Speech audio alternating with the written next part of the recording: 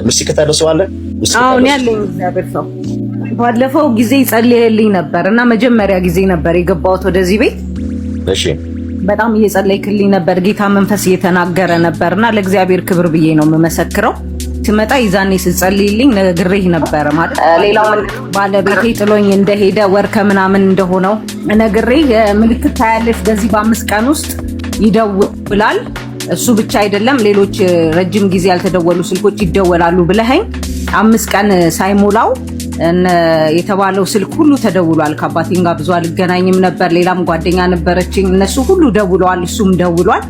ለምልክት ያህል ይሆን ይሄ ይሆናል ብለኸኛልና እንደሚመለስ ነው የተናገርከኝ።